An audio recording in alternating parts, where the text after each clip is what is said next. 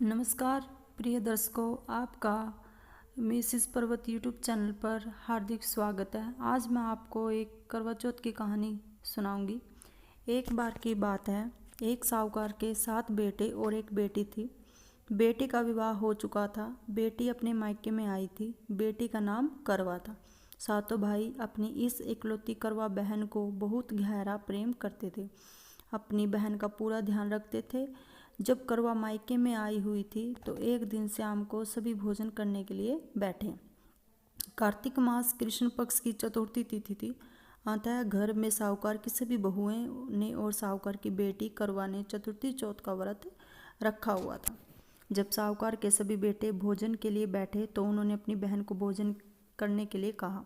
भाइयों का भोजन करने के लिए बुलाना, पर बहन ने कहा, भाई अभी चांद नहीं आया है, जब चांद आ जाएगा तब मैं चांद को अध्रय देखकर व्रत पूरा करके ही भोजन करूंगी।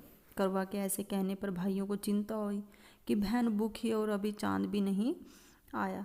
ऐसे में 7 भाइयों में से सबसे छोटा भाई बाहर किसी दूर के पेड़ पर जाकर उसमें अग्नि जलाकर उसमें एक छलनी लगाकर बहन के पास आया और बहन को कहने लगा कि बहन देख, चांद निकल आया है। तो ऐसा सुनकर बहन ने अपनी भाभीियों को भी कहा, भाभी देखो चांद निकल आया, अब आप लोग भी अध्रय देकर व्रत पूरा करके भोजन कर लो। भाभीियों ने ननद करवा की बात सुनकर कहा, ननद ये चांद तुम्हारा आया है, हमारा नहीं। ऐसा कहने के बाद यह करवा अकेले ही भोजन करने के लिए बैठ जाती है और जैसे ही भोजन का पहला ग्रास अपने मुंह में लेती है और तो उसे छींक आ जाती है। दूसरा ग्रास मुंह में लेती है तो उसमें बाल निकल आता है। इसके बाद जैसे ही भोजन का तीसरा ग्रास मुंह में लेने को रहती है तो उसी समय उसके ससुराल से न्योता आता है कि उसके पति का स्वास्थ्य बहुत खराब है, वह शीघ्र अपने पति को देखने ससुराल आ जाए। इसके बाद उसकी भाभी उसे सच्चाई बताती है कि उसके साथ ऐसा इसलिए हुआ है। तब पति के प्राण चले जाने पर करवा अपने दुख को सहन नहीं कर पाती और सभी से कहती है कि मैं अपने पति का अंतिम संस्कार नहीं होने दूंगी, मैं अपने पति से दूर नहीं रह सकती। मैं एक पतिव्रता और सत्य की शक्ति से अपने पति के प्राणों को वापस लाऊंगी। करवा की इन बातों को सुनकर जब उसे पागल पागल कहने लगते हैं और करवा के पति को शमशान में अंतिम संस्कार के लिए ले जाते हैं।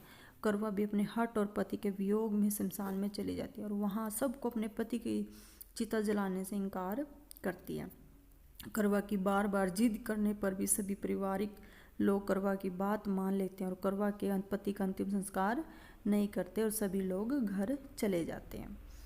करवा उसी दिन का इंतजार करती है जब उसने अपने मायके में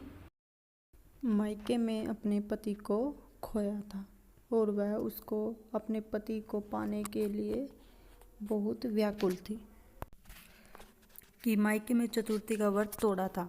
1 वर्ष बीतने के बाद जब फिर से वही कार्तिक मास की चौथ का दिन आता है तो करवा अपने पति के प्राणों के लिए निर्जला करवा चौथ का व्रत रखती है। करवा अपने पति को पुनः जीवित करने के लिए माँ जगदम्बा से प्रार्थना करती है कि मेरे पति के प्राणों को वापस लाएं, मुझे मेरा सुहाग वापस लौटाएं। जब करवा का व्रत पूरा होने को रहता है तो उसके व्रत से माँ प्रसन्न हो जाती है और उसे कहती है कि यदि तुम अपने पति के प्राणों को वापस पाना चाहती है तो अपनी छोटी भाभी के पास जाओ, वही तुम्हारे पति के प्राणों को वापस ला सकती है। क्योंकि करवा का व्रत तोड़ने का कारण उसका सबसे छोटा भाई ही था। उसी ने पेड़ पर अग्नि जलाकर बहन को झूठा कहा था कि चांद आ गया। अतः करवा अपनी सबसे छोटी भाभी के पास जाती है और उसके पाँव को पकड़कर कहने लगती है कि मुझे मेरा सुहाग। छोटा भाई